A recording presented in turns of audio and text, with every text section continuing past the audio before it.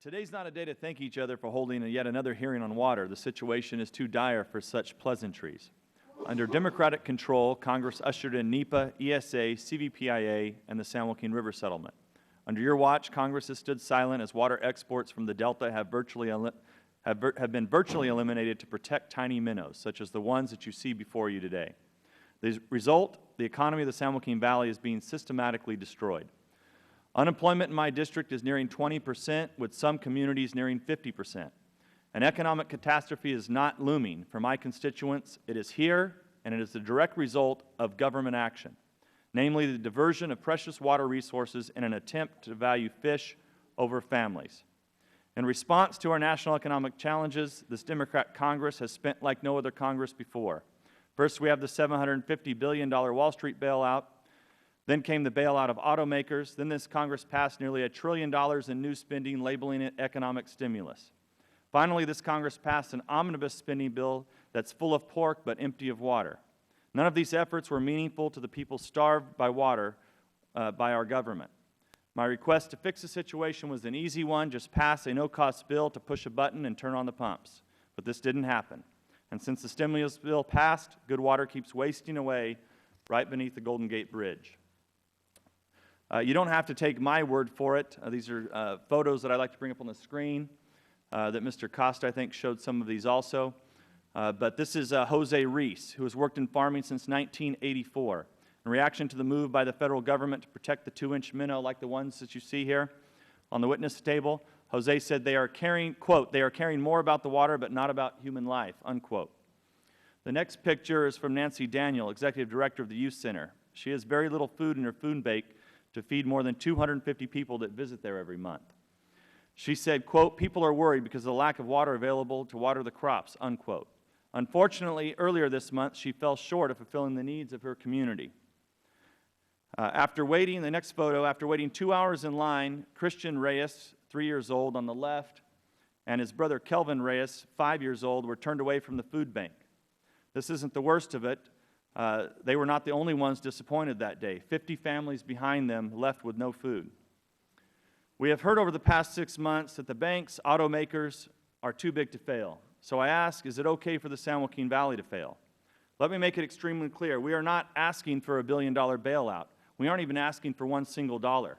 All we need is this committee to move emergency legislation which will allow the Delta pumps to return to historic export levels. If that does not occur, the economic devastation will only get worse. When water doesn't flow, crops don't grow. The result, laid-off farm workers, the fallowing of land by farm owners, and support businesses going broke. There is no other way to put this. We are in a man-made drought brought on by radical environmentalists and their Democratic patrons in this Congress. This committee has stood silent for nearly 2 years.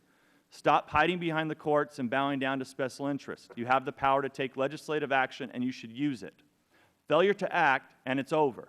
You will witness the collapse of modern civilization in the San Joaquin Valley. With that, Madam Chairman, I ask unanimous consent to submit these fish for the record.